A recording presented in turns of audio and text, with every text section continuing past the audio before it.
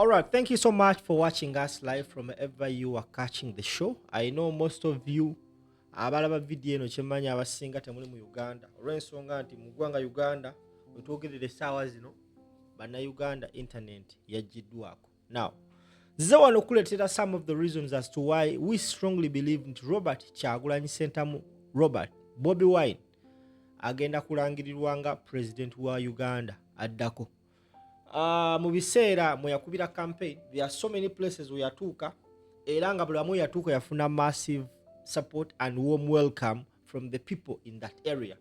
Bannayuganda baatula wansi ne batandika okuweyinga kitundu ki ekyasinga okwaniriza Robert Kyagulanyi Ssentamu Bobi Wine. Abasinga bayinza okugamba Masaka, abasinga bayinza okugamba Busia, abasinga bayinza okugamba Luweero, abasinga bayinza okugamba Kawempe, abalala bayinza okugamba Nakawa and other many places. But of course there is that one place Kyagulanyi we yatuuka and thousands of Ugandans welcomed him ate nga bali gumite. Olunaku lwe tutagenda kwerabira abasebo ne bannyabo ennaku z'omwezi nga 2 omwezi guno gwe nyini Kyagulanyi Ssentamu Robert Bobi Wine yali mutaka mu district oba mu kibuga eky'Embaale. Abantu baali bangi nnyo and of course we have never had such a huge group of people abazze okuwulira ebigambo bya Kyagulanyi ebyenkyukakyuka. Kyandibaddewo mu bifo byonna byonna, but of course we all know ebifo ebisinga baali tebamuganya kubeera n'abantu. Tear gas be baana baaliwo, baali bakuba abantu, baali basiba abantu, ate abantu abasinga ne bafunamu okutya era abasinga baagobwa. Kyagulanyi yali embalala era naye abantu baali bangi. But of course njagala ate kubanga nkuwa speech ya Kyagulanyi ebigambo byayogera ennaku z'omwezi nga 2 bwe yali mu kibuga eky'Embaale City ng'agenza okuba ng'akuba campaign gwe ssebo bannya batulaba. Njagala okirabe ate please kindly share the video. Ekiri e Uganda Mukama Katonda yekka gwe tulina okuba nga twekwasa era ne Bannayuganda kyemmanyi essaawa yonna gwatulaba teweewuunya ng'aliwo embeera etali nnungamu eri mu ggwanga Uganda because Bannayuganda bagamba enough is enough. But of course this is what Bobi Wine said we yali mu kibuga ky'Embaale ng'agenza okuba rally. Yayogera bw'ati.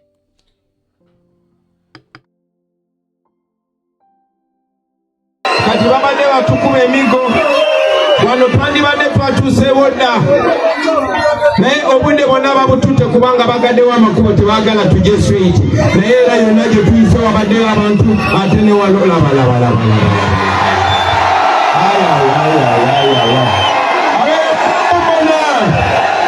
ate abeeyo banange mwebalire ddala. Kati kambagambe kino njagala kubasaba buno buwagizi bwe mulaba tubufune obuwanguzi, tubufune victory. Tugenda kulonda 15 January. Tugenda kulonda 15 January. Njagala kubasaba baana ba mama, njagala kubasaba bamasaba temubitulekera. Eno message si ya Bobi Wine yeka, eno message si ya Honorable Nambeshe yeka, eno message si ya Ivan Masaba yeka, si ya Kanso, si ya Nakayenje Aisa yeka, eno message ya Bannayuganda bonna. Twali tutandike no campaign nabagamba temukwata kifaananyi kyange mukwate flag kubanga njagadde eno campaign ebeere nga ffenna etugatta. Oba oli Mugishu, oba oli Muganda, oba oli Musoga, oba oli Muteso, oba oli Munyankole, oba oli Mucholi, oba oli Mukaramoja, ffenna we are brothers and sisters and this is what brings us together, the national flag of Uganda. Njagala okubabuulira abakyali bange Museveni twamuwangudde dda. Tubebaza batugulira flag esiweebwa abantu bano. Museveni yali atutuga nga twawulayawula mu tribe, nga twawulayawula mu ddiini, naye bwe twasalawo ne twegatta ffenna nga Bannayuganda ne tukwata fulaga ya Uganda, Museveni kaweddemu dda. Nga bwe mubadde mukola emyezi kati gigenda kwera 3, njagala kubasaba tulinayo only 10 days, tulinayo naku 10 zokka, only 10 days ezo campaigninga. Tugenda kulonda nga 15 January. njagala kubasaba nga bwe tubadde tutambula eggwanga lyonna. Museveni yali agamba mu NUP eri Uganda yokka kubanga Bobi Wine Muganda. Bwe yagiraba Arua n'agamba NUP eri mu Balugwala bokka kubanga Bobi Wine Ubini. Bwe yagiraba Busoga n'agamba NUP eri Busoga yokka kuba Bobi Wine Ngobi. Kati agenda agamba NUP eri Mbale yokka kuba Bobi Wine Mubuya. Bakuba dadi totira muntu kuliso. Especially mu abavubuka abato. Kibadde myaka 40. 40 years of pain. Kibadde myaka 40. Eno Mbale gye mulaba wano mwe muli baana bato ne ku mulembe gwa Amini ne ku mulembe gwa Obote bali bagamba Mbale is the cleanest city in East Africa. Temakiwulirako wano Mbale. Eno Mbale ye yali cleanest city mu Uganda, cleanest city mu East Africa. Naye kati gendo yite mu Mbale. Just mwina linnya lya city naye enguudo zonna zonoonese.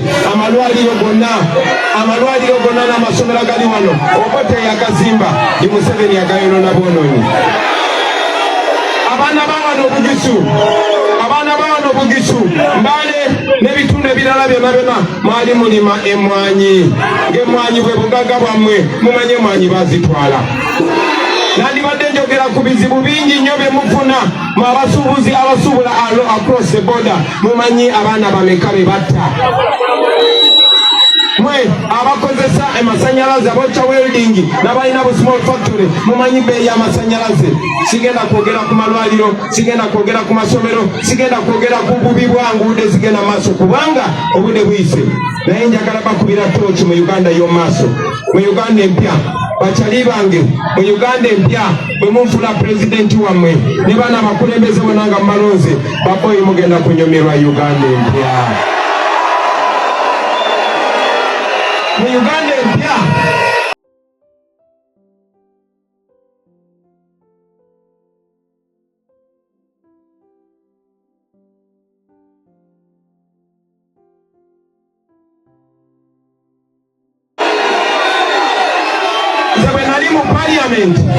When nali mu parliament twice etteeka erya minimum wage ng'omukozi ayina sente sembayo butono zalina Museveni n'agaana olisayininga. Lwaki? Kubanga ayagala mubeere nga muli basiriivu ku ttaka lyammwe. Kati njagala babulira bino mu Uganda empya nabagamba kubanga parliament yagaana okujja mu ghetto, kati ghetto yagenda mu parliament. Era state house yagaana okurespectinga ghetto, kati ghetto egenda mu state house.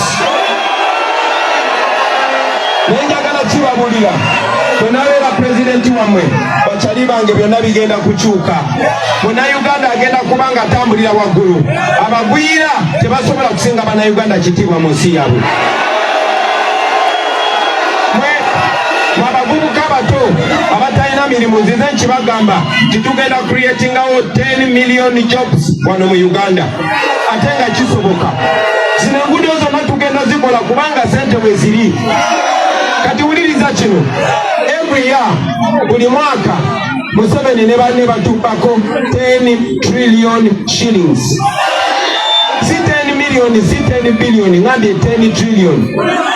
Kitegeza mu myaka 5 batubako 50 trillion shillings.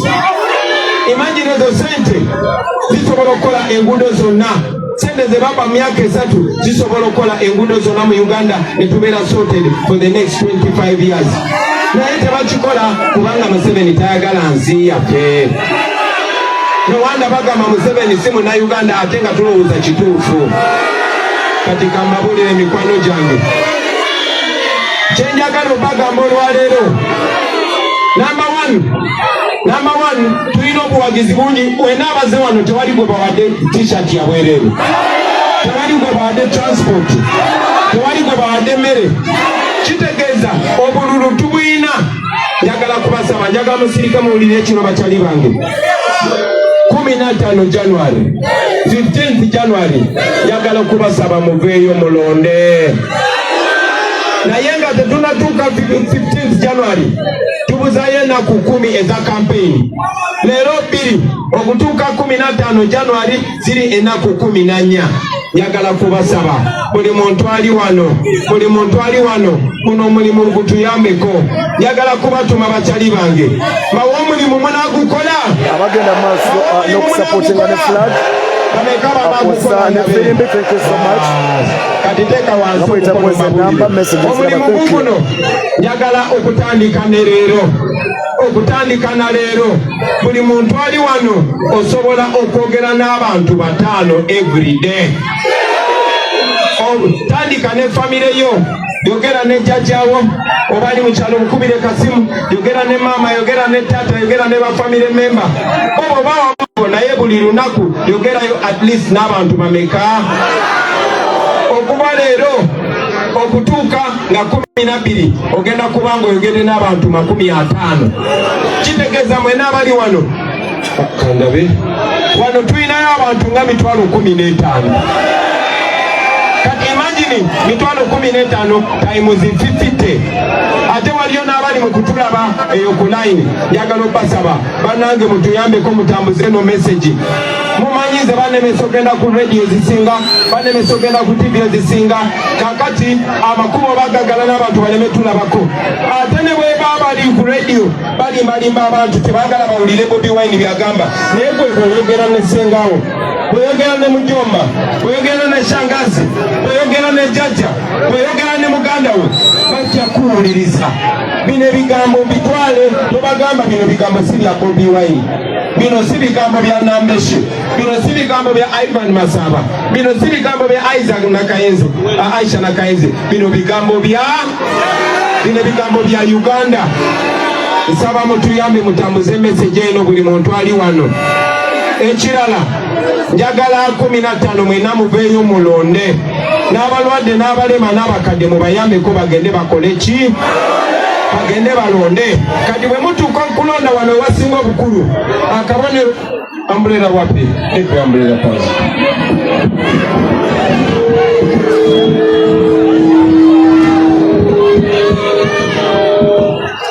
bade sina bana basa bakalulu bayaya bamayi bapapa bamasaba banayesaba mu mpaka lulu mbere presidenti akabonero ki? Akabonero umbrella. Banange bwe munanonda n'embeera presidenti mugenda kunyumirwa Uganda. Bwe munafuna presidenti wamwe mugenda kuba mufunye presidenti owa generation yammwe. Presidenti abategeera, presidenti aseka nammwe, anyumya nammwe, akaaba nammwe. Mugenda kuba mufunye presidenti amanyi ebibaluma nze mpulidde mu ghetto ninga gwe. Mugenda kuba mufunye presidenti omuto. Mugenda kuba mufunye presidenti atambula ensi yonna eyeegomba nga bwe ngenda yonna neneegomba ekintu nga kireta wano waffe. Mugenda kuba mufunye presidenti nga servant, nga mukozi naye nga si bosi wammwe. Temugenda kuddamu kulaba presidenti asigala mu buyinza kumala myaka 4. Temugenda kuddamu kulaba presidenti agalawo enguudo zonna kubanga yagenda kuyitawo. Temugenda kuddamu kulaba presidenti atuula mu kkubo. Temugenda kuddamu kulaba presidenti afuula yes.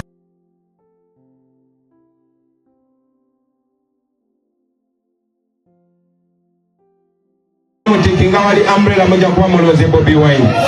Naye ne kino kakibagambe bwe munfula president bwe bamotoka mugenda kuba mufunye benzi mpya. Naye ulira ogula benzi otekako spare wa bitizi.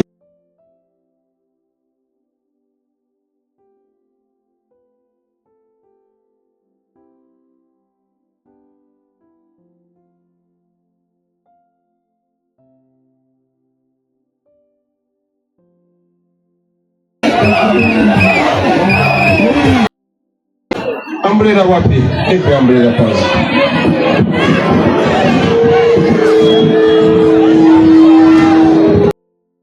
Nemba dezi nyino kuja physically. Nange nenjogerako namwe. Nemba confirming nti bano be bakandidate betuyina.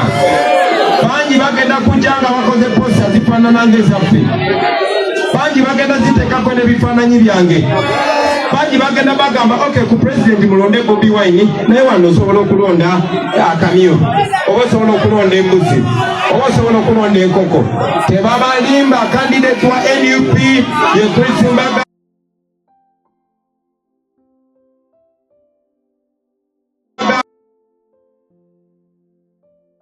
Foot soldier. Uganda yonna naye Uganda erina ebyalo villages emitwalo 7,700 77,000. 10% ba foot erimu abantu soldier. miliyoni 49 ate nga basinga tebababala. So njagala bagamba tebabatiisatiisa, tewali musango gwe mukoze.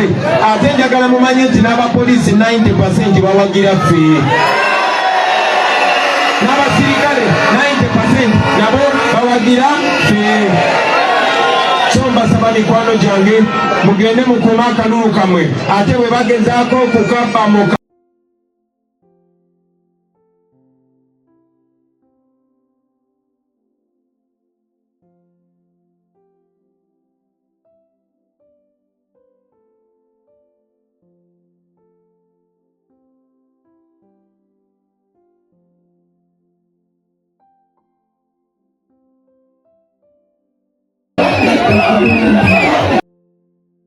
mwenda.